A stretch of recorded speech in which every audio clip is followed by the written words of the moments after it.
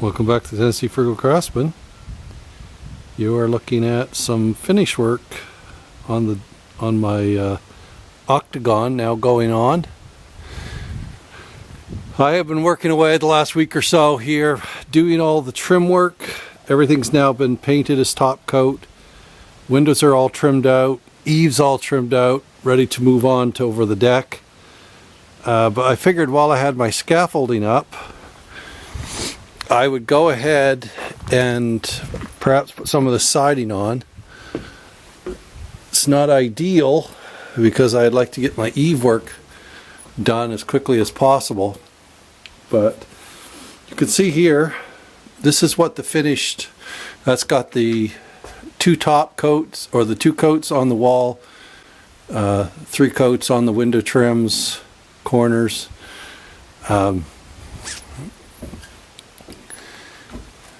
So this size here is matching the size out here. That's why some people may wonder why I'm not centering the window. I'm centering it more from the inside, and for the trim or the siding 15 and a half roughly. Again, you can kind of see what I'm doing here with my interior corners. I put it on a 2 3/4 inch strip first, and then a 2-inch strip butting against it into the corner, and then these 1.25 beads. Everything being painted up against my V-groove. I started putting on a couple pieces of these V-groove just so I could get my siding complete. So you can kind of see what that looks like. That's the V-groove stuff I made. Oh goodness, it was I think about a year ago. I've had that in storage, so that's ready to go, and I've just got to get my electrical in and then the framing inspected. So I'm in the process of bringing some of this siding up below the windows while I got the scaffolding here. Got thinking maybe it'd be best if I went ahead and did that. I also did this section up here. I haven't got the top coat on the wall yet. It's just got one coat on, but that is also now complete as far as the siding being on it. And of course that matches, those spacings match the lower window as well. So when you're laying these types of windows out, you have to consider what's it going to look like on the inside as well as the outside, and that's what I was doing with that as far as the spacing. Now down here, I wanted to kind of show you what I was doing with my starter. So normally you put a piece of like 1.25 inch piece of siding to start, but I got thinking, based upon the kind of how in and out the concrete was, what I actually did, I took a little extra time, but I think it's going to look better. Get down here. You can actually see, shine up here, or show up here. I'm actually doing a piece of pine right in, back into the wall, right back into the concrete, and I'm leaving that out by, leaving this out by an extra 1/4 inch. So you can see here where I've got it ready to go. And this way I can get it straight. I got this straight, so if there's any in and out on the wall, this is straight here. And it's already laying out the thickness of my siding. And all painted, and that way I can later come back and just get some gray caulk or whatever if I want to, or clear silicone and seal, keep out bugs. But I've done that now around the entire perimeter of where I've been working. Sorry, get around here. Of where I've been working on siding. So this wall here, as I've noted, is up. I'm trying to get up. I got another couple runs to put on to get up for to get my mast on, or my exterior entrance for my electrical. But again, you can kind of see here, same type of thing, where I've got it right into the concrete, all painted, and so my siding is right against the edge of the that pine board. So I thought maybe I'd take a few minutes and bring you along, put some of this siding on, see what it looks like, kind of show you my process. I'll bring it around here. I would say I'm about probably about two-thirds done the eave work now. It's been a slow process. I'm only working part-time, but slowly getting there. So let me set up here and bring you along for a bit of this.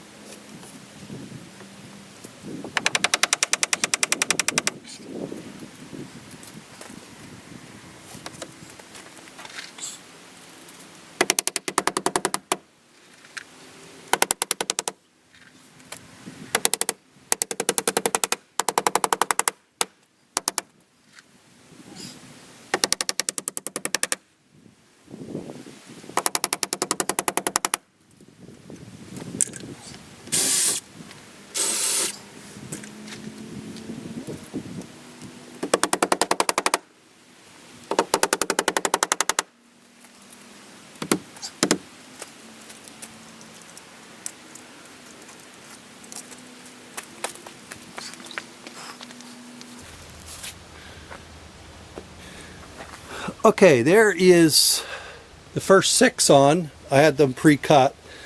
I've got to cut in around that window before I could start going on up with the small pieces.